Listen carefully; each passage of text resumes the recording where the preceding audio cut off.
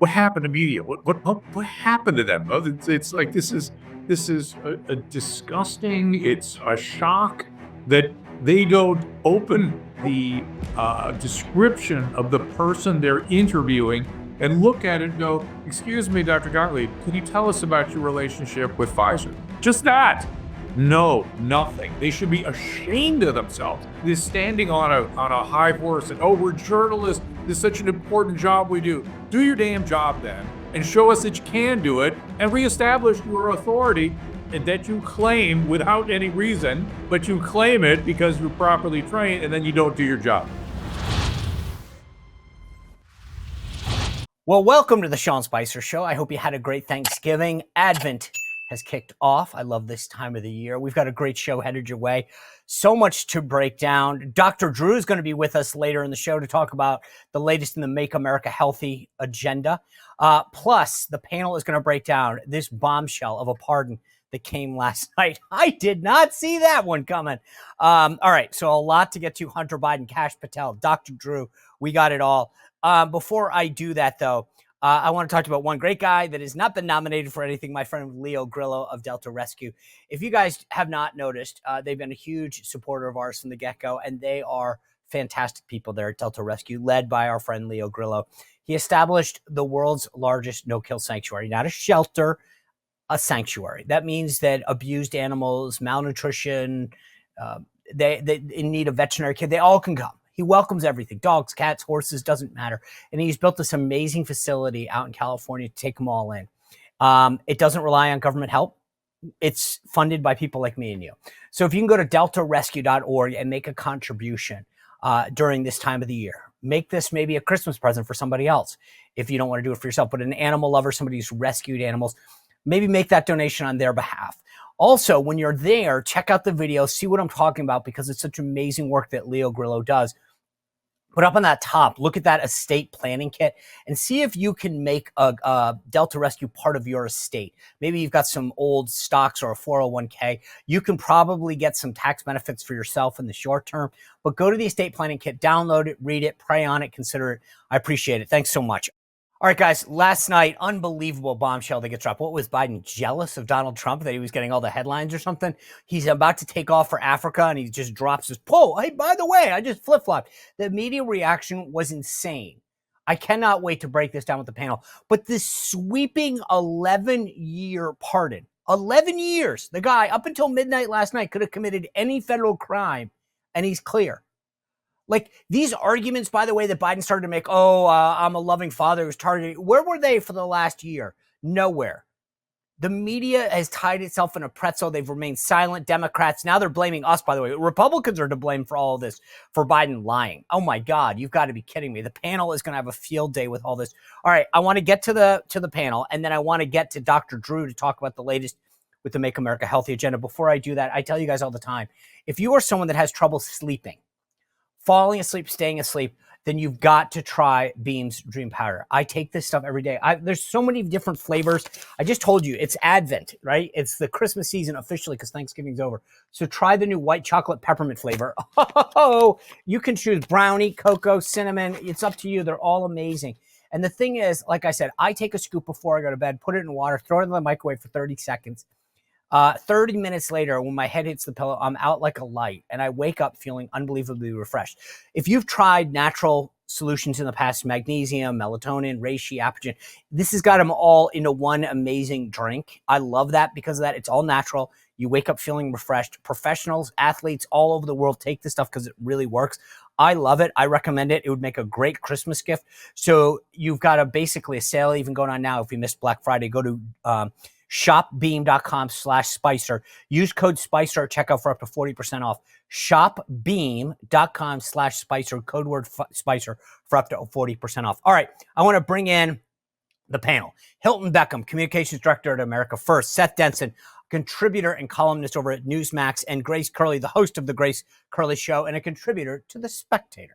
All right, guys, good to see you all. What a way to start the week. This is not what I had on my bingo card for Sunday night, getting a pardon. Seth, I want to start with you. I mean, there's so many things, and I want to break it all down that jump out on this pardon. I almost feel like Biden he was like, Trump's getting all the attention. I got to do something.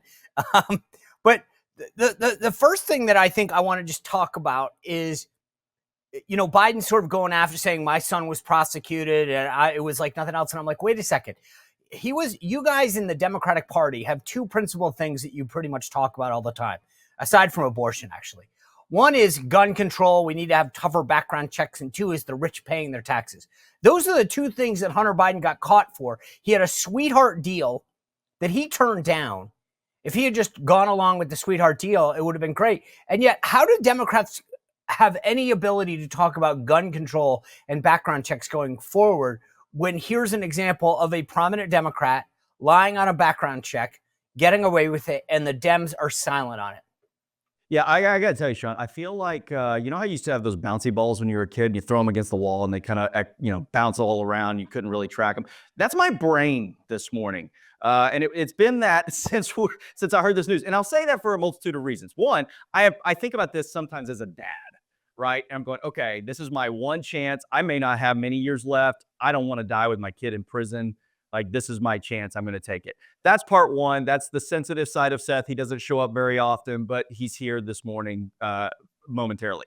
The other piece of this is how many people right now are in prison for tax evasion. That's the one that really gets me. And this is the president that wanted to expand the IRS, and his entire Democratic Party was out there talking about paying their fair share when his own son didn't pay his fair share of his taxes and got convicted on it. The gun thing is a little bit of a different thing. I won't get into all of that one, but again, you bring up some great points. But here's where I think there was a missed opportunity. When a couple weeks ago, when President Trump and President Biden were in the White House, the Oval Office, broing it out, why not a great chance to sit down and say, all right, let's put this aside. Here's the deal. Biden, you're going to pardon me, and I'm going to pardon Hunter, and we're going to say we're done with this whole going after family members. And what a unifying thing that could have been. I get it might have been politically, rough on the fringes, but I think most of America would have gone, all right, we are going to get along and move on. Okay, this isn't where I was going.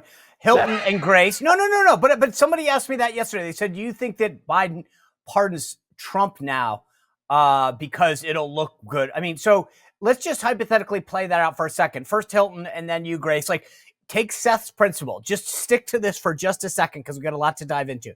If there was a deal conjured up that said Biden pardons Trump, Trump pardons Hunter, or Biden does everything, do you think that would have gone over okay, Hilton? I just don't see Biden ever doing that. And if he was going to, I think he would have maybe paired it with Hunter. So maybe it didn't look so, so bipartisan or partisan in that way. I don't know. I just don't see him pardoning Trump. I think he has too much animosity towards Trump right now. Grace? I say no only because I think it's not a terrible idea, actually, and it makes sense, but it makes too much sense. And where I think Biden leaves this conversation is we're all talking about this, like, how could he avoid being a liar? Or how could he avoid the word I keep saying is he had a reversal. And I don't think he cares about that. Like, I don't think the Democrat Party and the Daily Signal put out a great list. And I know you have them on a lot, Sean. They put out a great list of all the things that we've been lied to about over the last 4 years. And to see it laid out like that, it's really staggering. I mean, Biden's okay. Biden's not losing it. We're not going to replace him with Kamala. Okay, we replaced him with Kamala. Inflation is transitory. Afghanistan was a success. The list goes on. And so I think to come to the table looking for a deal like that, you'd have to have a little bit of shame, and you'd have to not want to come to the American people and say, hey, here I am. I'm lying to you again. I'm a big liar. And I don't think he cares about that. I think that's the arrogance level of Joe Biden. I just literally went and retweeted it because it was a great point. But here's my answer on this question, Seth. I think it makes sense. It's very sort of, Ford and Nixon. Let's let the country move on. I don't think Donald Trump thinks he did anything wrong, and he doesn't want to pardon. He's like, you know what? Your son broke the law. I never did. I'll fight it out in court, blah, blah. I mean, I don't think Donald Trump at his core would want the deal because he'd believe that somehow he would be admitting some guilt that he doesn't believe he has. But Hilton, I want to come back to you on something that Seth said. He said sensitive Seth comes out. Okay, sensitive Sean's here for a second. I have no problem. Any parent, I don't want to speak for every parent, But I will say that I will do anything for my kids. Like I don't have any problem with that. And I agree with that. I think that if Joe Biden should want to say something, and that's not the issue. If he had said this back in June and said, I got to be honest with you, I'm going to let the process play out. But as you know, I've got one son left. I love him to death. And he's been dealing with some stuff. But he lied over and over and over again and said, and made it very clear, I believe in the rule of law. And as late as November 7th, said to ABC, I have no plans to do it. I wouldn't do it. Nothing has changed.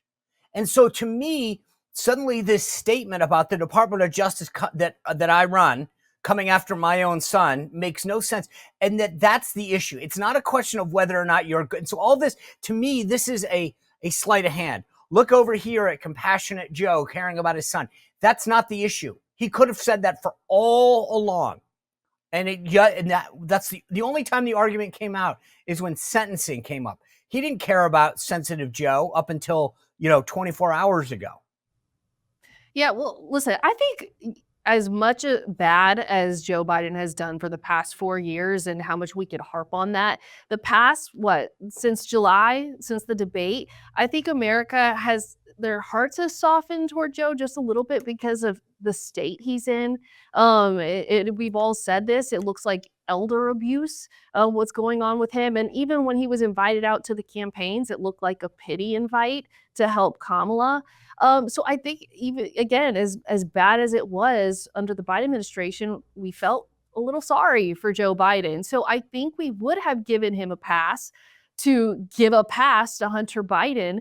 But it's just the shamelessness that Biden and the rest of the Dems have showed, where they literally continue to point fingers at the Republican Party for doing the very things that they do. And that's what's made America sick. All the lies and all of the hypocrisy that has been shown by them. So Seth, he says in this statement that he put out, it is clear that Hunter was treated differently. The charges in his cases came about only after several of my political opponents in Congress instigated them. Nope, not true. It was his Department of Justice the whole time. Then a carefully negotiated plea deal agreed to by the Department of Justice unraveled in the courtroom only because, just to be clear, they asked him, like Hunter wanted a blanket immunity, not for the crimes he was being charged, with my political opponents in Congress. That has nothing to do with Congress. That was a judge making sure he understood that had the plea deal held, it would have been fair, reasonable resolution. No reasonable person who looks at the facts of Hunter Biden's conclusion can reach any other outcome. That's not true, that he was singled out, and that's wrong. There has to be an effort to break him. He has followed this idea that no one's above the law, right? But here's the question, Seth, that I think is interesting. And this is, again, where everything breaks down and the sleight of hand occurs, right? No one's above the law. But the pardon that Joe Biden gave Hunter was an unequivocal pardon for 11 years. Up until midnight last night, he could have done anything, any crime. And that's the real question. It wasn't he is given a pardon for which he has been charged. It's covering 11 years of behavior. Up until midnight last night, that guy could have run buck wild and done anything, and he would have been okay to do it. That's where I think, again, that the argument that Biden's making just doesn't hold water. Yeah, Burisma, bribery, the big guy. And by the way, there may be other things we just hadn't figured out yet. Let's be very clear. There may be more things that come out over time. And what this also does is it prevents Hunter from ever telling the truth on anything, because he didn't have to. There's no immunity deal that he has to work through, even post Dad's gone. Dad's gone to the hereafter, right? I mean, it's now, I don't have to say a word. It doesn't matter anymore. I've got this window of time. And so, yeah, the pardon itself was just so broad and so egregious. But here's the thing, and I think you've laid it out well. The people that watch your show are going to now know that. But ABC, NBC, CBS Nightly News isn't doing that. We're not hearing the intricacies of this deal in mainstream media, and the vast majority of the public will have no idea how broad this deal really is and how effectively abusive of the pardon power in most people's minds this would have been, the way that he structured it. All right, Grace Curley, Seth brought up the media. I want to play this for you. The folks over at Grabian have put together a 9-minute and 3-second clip I'm not going to play the whole thing because our show's not that long, but I did post it on social media, and I'll play a portion of it for you now, where commentator after commentator and journalist, and for those of you listening on audio, I'm using air quotes. Those are people who identify as journalists, not actual journalists, said over and over again how great it is that Joe Biden is standing by the rule of law, that Joe Biden isn't like Donald Trump, and here they are over and over again making the case that Biden is so much better than Trump because he believes in the rule of law and allows this jury verdict to stand. So here they all are praising him. A quick snippet of it. And that he has ruled out pardoning his own son. Contrast that from what we hear from Donald Trump. And again, we have to underline in no uncertain terms, President Biden saying, I will accept the outcome. I will accept what the jury decides here. That's the way our legal system works. And no, I will not pardon my own son if he is convicted. And the contrast is so clear in terms of decency and principle and transactional guidance in terms of how you view the world. It is still a good day for the United States that this conviction is a prime example of the way our judicial system is supposed to work. Grace, I mean, you wonder why they're failing, right? It's CNN, ABC, MSNBC, all of them virtual saying it's so great that Joe Biden's amazing and Donald Trump, abuses. And now they're silent. Yeah, and I will add in here that when they posted these cuts, a lot of them are on social media. If you really want to laugh, and Sean, your audience can look this up, look at the replies underneath from like Biden stands. They're going, this is what a real president does. This is the kind of, integrity that we need in the White House. Oh, well, none of that really aged well. And something you mentioned, Sean, that I think is so interesting. You brought up the fact that he could have said, we'll cross that bridge when we come to it. I don't really want to say whether or not, I don't know what I'll do. There was a lot of opportunity there for Joe Biden to level with people. And I think what this administration has done at every step of the way when it comes to a lot of different Biden scandals is that they have a very low expectation for people's ability to understand things or to sympathize. And an example I would give, and Dana Perino first brought this up, and I thought it was a really good point, the whole conversation about Hunter Biden's daughter, who he didn't want to acknowledge. That was another opportunity where if Joe Biden had been a good person about it and said, listen, our family isn't perfect. This is my granddaughter. I don't care what people have to say. It's not a perfect situation, but it is what it is, and we love her very much. It would have been such a great moment where people in this country would have said, yeah, my family's not perfect either, or I know a situation like that. Good for them. Like, not everybody's perfect. This is the same thing. If he had said from the beginning, hey, I can't tell you what I'm going to do. I can't say for sure. He's my son. I love him very much. Just what you said. There's a lot of people out there who are smart enough to go, honestly, I don't know what I would do either. There's a chance I would do the same thing. But because they are so definite in their lying, because they constantly lie in such an egregious fashion, that's where you say, oh, come on. Like, you could have leveled with me. You could have been a little bit honest. And every opportunity, no matter what the scandal is, they go the other way. They mismanage it to the 10th degree. All right, hate to interrupt this conversation, but I'm telling you, after a couple days where let's just face it, I pigged out. I am excited to get back on track with my friends at PhD Weight Loss. I noticed these folks when I checked out, look, Seb Gorka's a good-looking guy, right? And I said, dude, what are you doing? You've lost a ton of weight. And he said that him and his wife, Katie, had met up with folks at PhD Weight Loss, and they gave them a new way of life. It wasn't a diet. It wasn't a fad, something that I've dealt with my whole life. I've tried them all, believe me. My weight goes up and down like a yo-yo. And I met with the folks at My PhD Weight Loss, and it's amazing because you get a nutritionist that works with you to talk about your lifestyle, your needs, what you like, what you don't. They give you some food at no extra cost to help get you started and work you through some of the tough meals that you might have trial. You do weekly weigh-ins with your consultant. There's total accountability. I love this stuff. This is the last diet you'll ever need. So give them a call, especially if you've had a big Thanksgiving. Call them at 1-864-644-1900 or go to myphdweightloss.com. myphdweightloss.com.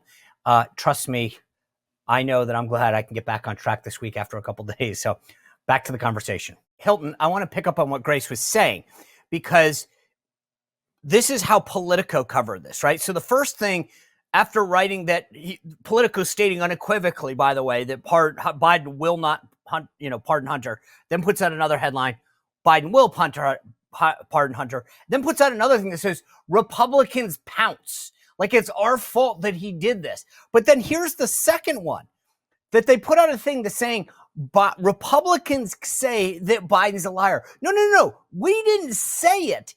He did it. It's amazing how it's now Republicans' fault, Hilton. And you served in the Trump White House. I mean, I don't understand how this incoming administration, led by Caroline Leavitt, can literally sit there and work with an organization like Politico when they literally said Republicans say Biden's a liar. No. We didn't say it. He did. Yeah, this is reminding me of when the whole jury came out with Laken Riley's killer, and they said the headline was Laken Riley's killer didn't have a chance from the start, or something where it like gave credence to the killer. I think we've all just gotten used to this. Republicans know if they're being called crazy, that means they're right and they're correct. And the people I felt the worst for today, and I can't believe I'm even saying this, are the surrogates for Joe Biden, is Joe Biden's press secretary, that they were out there, echoing what Joe Biden was saying this whole year, that, Joe Biden wasn't going to give a pass to his son. And now they have to go back and eat their words. But part of me feels like, they're just so used to covering up for the lies for Joe Biden. And then they also know that the media is going to give them a pass, that this isn't difficult for them. But if the shoe was on the other foot, if this was Donald Trump doing this and Republicans were having to own what he was saying, we would be crucified right now. Seth, I mean, look, to Hilton's point, there's no accountability. They're blaming Republicans for Biden's lies, right? Then Biden gets on a plane last night for Africa. Karine Jean-Pierre, just so everyone understands, isn't briefing. She's on the plane with him and John Kirby, her babysitter. And she gets to go to the back of the plane where there are 13 press representatives. But remember, of those 13, one's a photographer, one's a camera person, one's a radio. So it's not like a full briefing. There's literally like 3 or 4 reporters that will ask you a question. And they've literally got on a plane and got out of town. And that's the beauty of this. They will face no accountability for this whatsoever. To Hilton's point, I mean, I remember being eviscerated for things that when President Trump changed his mind, that I was somehow a liar. Karine Jean-Pierre, in my guess, will face no consequences for this. Not that anyone ever thought that she was good at her job to begin with, but the bottom line is that they're going to give her a pass. Well, they're going to give her a pass, and I think, I don't know for sure, but I think they made sure that Peter Doocy got the wrong takeoff time for the jet. He missed the flight, just in case, because he's not the only one that will sit there and say, well, wait a minute, you said this, you said this, you said this. And she did. I mean, check the tape. We can go back and count how many times she said he will not pardon Hunter Biden over and over and over again. And again, I do think that she's going to lean into this as a father. This is a sensitive moment. This is a difficult time. And, this is, and again, as I said at the top, ABC, NBC, CBS nightly news, the 30-minute windows that Americans that aren't really inside of what's going on a daily basis pay attention to, they're going to get what is fed to them, which is a sensitive dad who felt like his son was being mistreated because he was the real target and the only person they could get to was his son. And I thought, and maybe it was Grace or Hilton that made the comment, I do think throughout this whole event, and I even found myself as a father over the last 4 years, thinking about what a dad might go through that has a son that has addiction issues and problems and all of that. And had he leaned into that a little bit more, I think he did win over the American people from time to time, because I know people who are great people that just have kids that went down the wrong track. And he could have leaned into that and owned that, and that will certainly, I think. But Mark Halpert on the morning meeting that I do brought up a good point. You knew this when you ran. You had a son that was an addict who had fallen down several times on his road to recovery, and yet you chose to run and put him in the spotlight and his crimes in the spotlight. He made that choice as a dad, and that was a bad place to put his family. You know that that's going to come up. I mean, if you're a dad, I mean, you can't. Grace is chomping at the bit. Yeah, I got something, but go ahead, Grace. Because what it reminds me of is when Hunter Biden was put in this position in Burisma. I always thought to myself, if you're a father, because we all want to talk about, if it was my son, if it was my child, and I think there's legitimacy to that. But when you think about if you had a child and you knew that they were struggling, you knew they had addiction, and they said to you, hey, I got this job to be the head of Burisma. Most parents, I don't care how much money your kid was offered. I don't care how much it was going to enrich your family. Most parents would say, you're not taking that job. You're going to rehab, or you're coming home, or you're getting your life together. You're not doing that. Like this is bad news. This is bad news. But I do think there were a lot of times throughout the last few decades where Joe Biden, and I don't say this lightly because I know it's a big accusation, but Joe Biden was willing to have Hunter put himself in these positions because it was beneficial to the Biden family. And that's a really lousy thing to say, but that's where the evidence leads us. Is there have been plenty of times where I think a responsible parent would have said, this is not the right move. This is not what you want to be doing. You are not qualified for this position. This is dangerous. You're putting us all in jeopardy. He didn't do that. Well, no. Sean, Also, by the way, not only do you not have experience, but you're basically getting paid to grift off of me. You're putting me in a bad spot unless you're actually in on the deal, but right? Let's be clear. Again, I think we're thinking like we would think. This is someone who has been in the public eye, and the narcissism is at a whole new level, and has lived by the theory, as do many politicians, by the way. There's a lot of politicians that get into politics, and you go, boy, with those skeletons in those closets, why would they ever do that? Why would they put their families through that? Because they are narcissistic enough to think that we'll cross that bridge when we get there, but I'm going for it. I think that was a big part of this too, was why would you run for president knowing you got your son in this situation?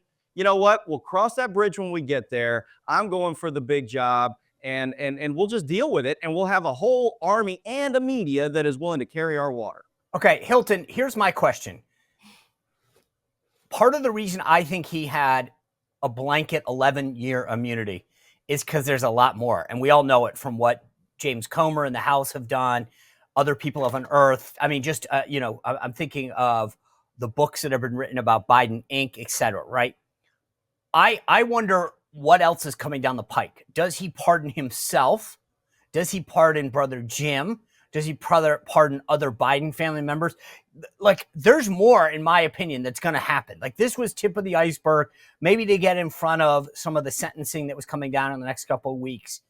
But I have a feeling that we have not heard the last of Biden family members getting pardoned.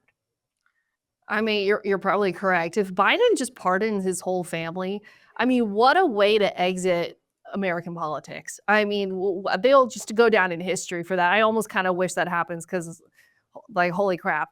But I mean, I think the Bidens knew they had this all in the bag before Joe Biden even became president.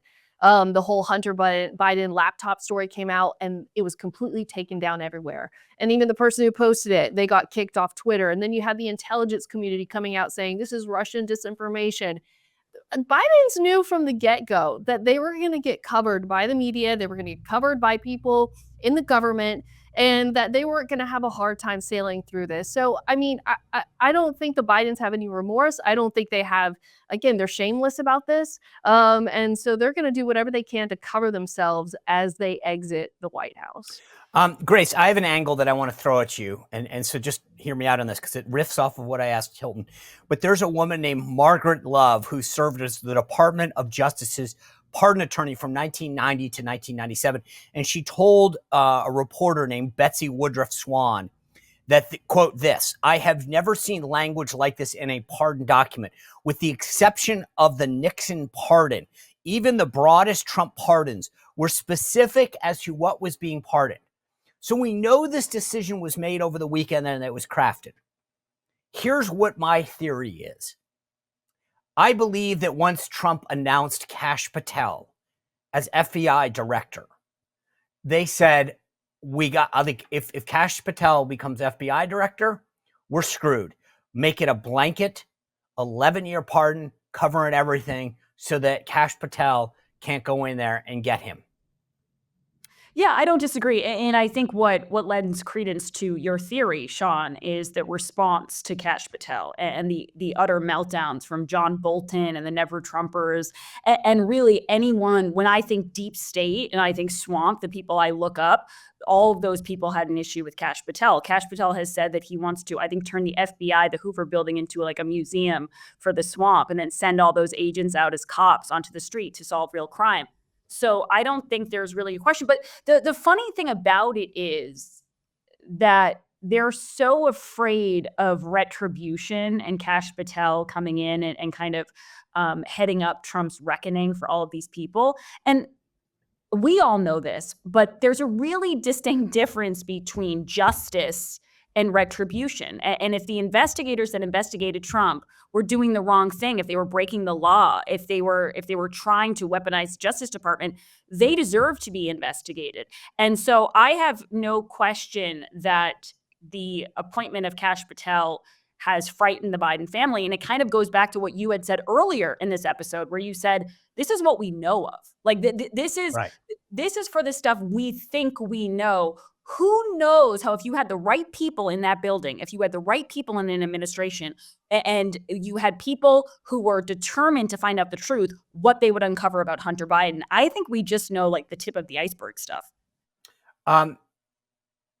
Seth, I think one of the things that's interesting about this Kash Patel for FBI director nomination, the media went back to their tried and true description, questioning his qualifications. So let's look at Kash Patel's qualifications. He was deputy director of the Director of National Intelligence Office, chief of staff of the Department of Defense. He was a senior director on the National Security Council and a public defender at the Department of Justice. Gosh, I think that sounds like somebody who's qualified. To me, that's their dog whistle, their code word for when we don't like you or we're worried about you, we talk about qualifications, because all of those things make it seem like somebody who actually has the qualifications to do the job. Yeah, and somebody's going to have to explain to me at some point why Pothole Pete was qualified to run the Department of Transportation. I mean, that has been a 66 nightmare. buses in South Bend, Indiana, by the way. Yeah, and I think the litmus test for those that are speaking out on all of these appointees and their lack of qualification is they haven't been in politics.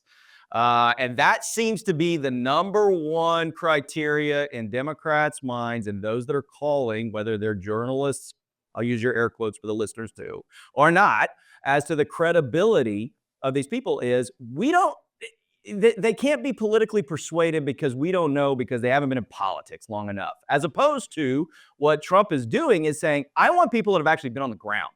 Yep. I want people that actually understand the technical aspects of operational efficiency and effectiveness to get these things, which, by the way, a business leader would do, because that's what this is. A really big business is understanding, I want operational efficiency and effectiveness, and I'm going to put the right people in the place to get that job done. I don't care how many times they've been on the Sunday morning talk shows. Hilton, that's the thing. I think the bottom line is this idea that people are going to go in and challenge the status quo. They're not from the same, pedigree as all these other people who've come in and kicked the can down the road and done the same thing over and over again. They're actually going to come in and enact change. That's what they're worried about more than anything else. And that's why I think this code word about qualifications is such a joke, because to Seth's point, tell me how Dennis McDonough was qualified to lead the Department of Veterans Affairs. He's never served in the military, never ran a VSO, never gave out a home loan or health care, which is what the VA largely does. How Pothole Pete, who oversaw 66 buses in South Bend, Indiana, how he was qualified to lead the Department of Transportation, every roadway, highway, airway. And yet we question Kash Patel's qualification after serving at DNI, DOJ, NSC. I mean, it doesn't pass the laugh test, but that's what the media wants to do to gaslight us.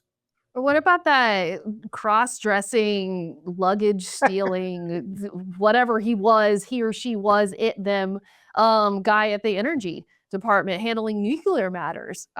No one ever called him out, especially when we had him on camera stealing other people's luggage, and it was from someone. It was like from a minority woman on top of that.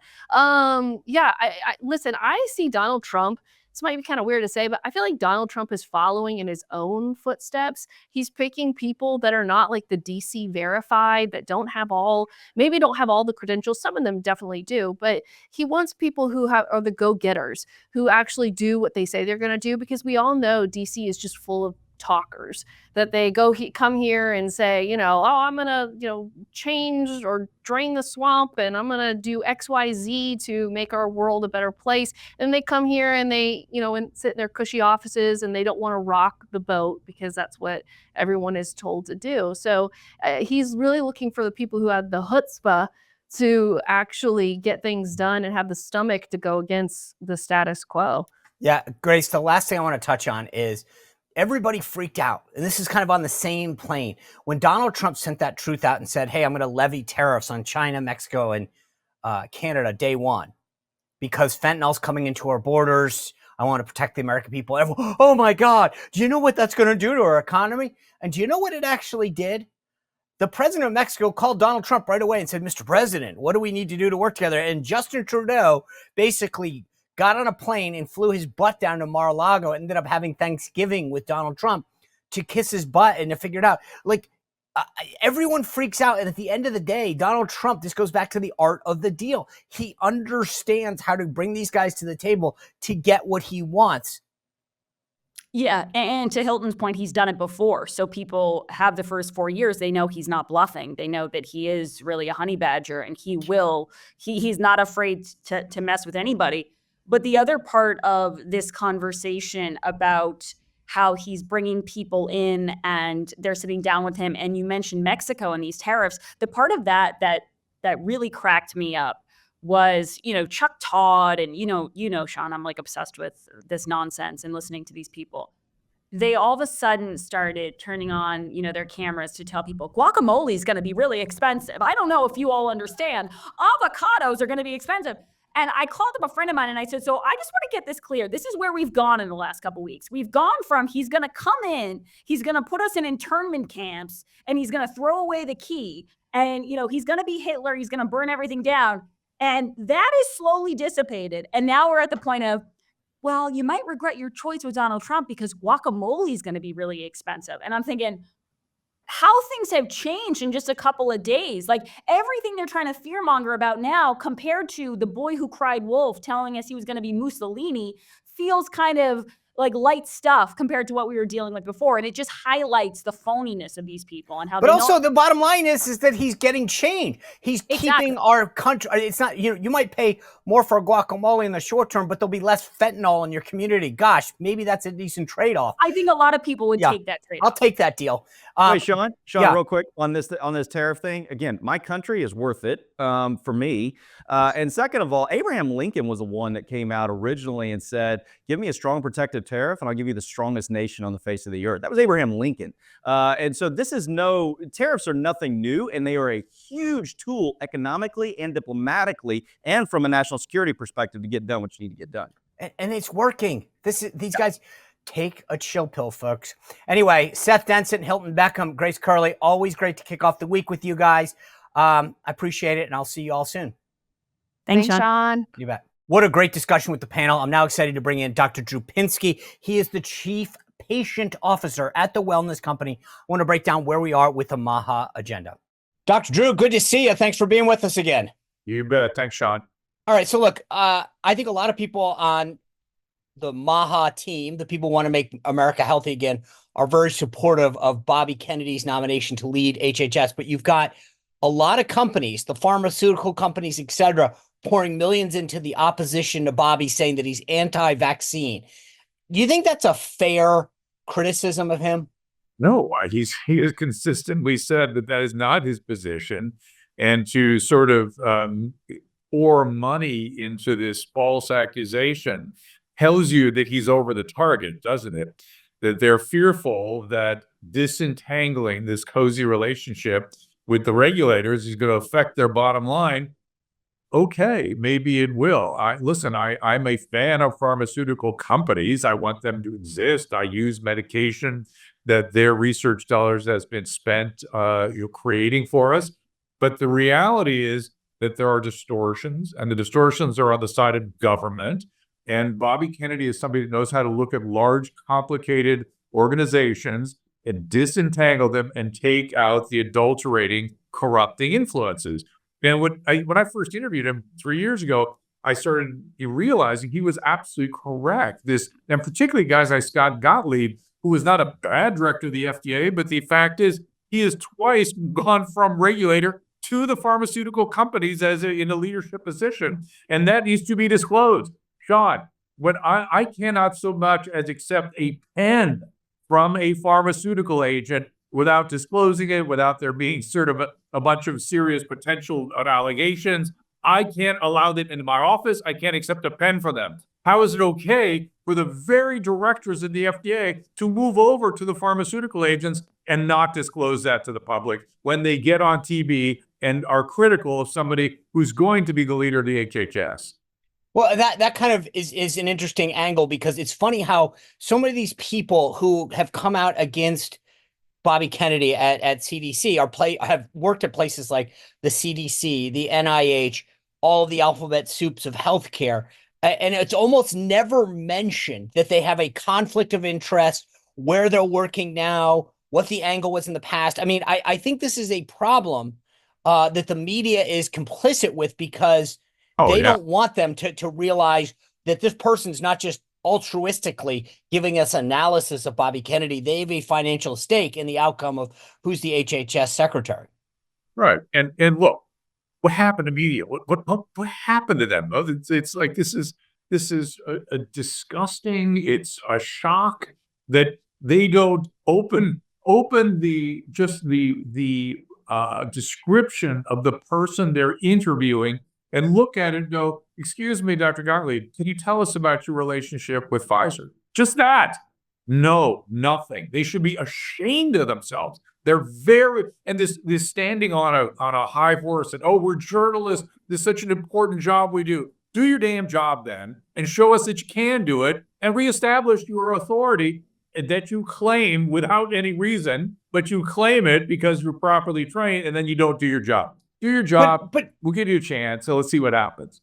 I mean, it's one thing you watch these TV ads, and you and I have talked about this before, but when you look at a lot of the organizations, whether it's Axios in Washington, D.C. or Politico, and you read who's sponsoring the Political Playbook newsletter or their events, it's Pfizer, Pharma. Like, they have a financial interest in making sure that these guys don't get taken down, don't they? Oh, for sure, of course. And this is all. Unfortunately, it's gone this way. It's nobody's fault. It needs to be undone.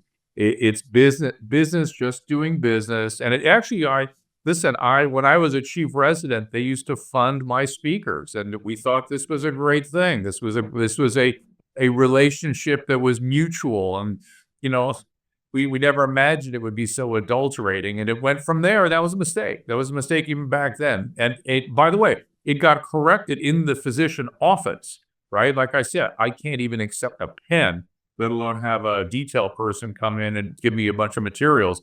Can't do any of that. It's appropriate. It appears, though I always doubted this was the case, that we as individual practitioners, our behavior can be affected by somebody being nice to us, which is frankly a shock to me. But if they didn't have the data to support that, they wouldn't be doing what they did. Now they're doing it on a larger scale, on a different front. And by the way, as you mentioned television ads, you look at those ads, you go, how many people with those kinds of obscure autoimmune diseases really are they going to sell this product to? Are they that expensive? No. It turns out more what they want is control of those networks, because they become the primary money supply, the primary client, advertiser client of these outlets, and they daren't say anything negative about their clients. The revolving door is definitely something that's got to get addressed, and the TV advertising. But I have just a short amount of time. I want to get your take on one thing that's of interest to me personally. These artificial sweeteners, dyes, and chemicals that we've been told, especially on low-calorie things, that you think you're being healthy because I'm drinking a Diet Coke or whatever, right? It's low fat. How harmful are those in where our country is health-wise right now? I think there's sort of two things to keep in mind. I like to keep this simple because I'm not an alarmist about this. I mean, aspartame, I drink Diet Coke, whatever. But the reality is that we need to understand why there are countries around the world that outlaw things, additives to their foods that we do nothing about, that we allow it in our food stores. And why is that? And what's going on there? What might be a part of that? And in terms of things like low fat, a reminder that even the food pyramid was an adulterated regulator that had sort of influential forces at work to create that food pyramid, that so much, almost everything that comes out of the government is distorted and adulterated and should be reevaluated and looked at with a very jaundiced eye. Yeah. All right. Well, I know you're the chief patient officer there at the wellness company. You guys are doing great stuff, taking, I think, healthcare and putting it back in putting patients back in the driver's seat, away from the government. I love it. And I think I'm a huge fan of these medical kits that you guys have, the supplements, the versatile health kits, I mean, it's just so cool how you guys are addressing healthcare. And just for folks who are interested in seeing what Dr. Drew and everyone over there at the wellness company is doing, you can go to twc.health/thefirst and use the promo code TheFirst over at the wellness company. It's amazing stuff. Dr. Drew, as always, thanks for being with us. Thanks, Sean. Appreciate it. You bet. Appreciate Dr. Drew bringing that all down. Another great week headed your way. Alan Dershowitz on the latest with the appointments, with the legal cases later this week. Megyn Kelly coming up. We've got it all covered for you, and a lot more on the transition, the pardon. Thanks for tuning in and kicking off your week with us. Remember to subscribe to my newsletter, SeanSpicer.com. We'll see you back at the morning meeting at 9 a.m. Eastern and back here at 6 o'clock tomorrow night. Thanks for being with us. Well, if you enjoyed this content, make sure to like this video, subscribe, and click the notification bell to get more.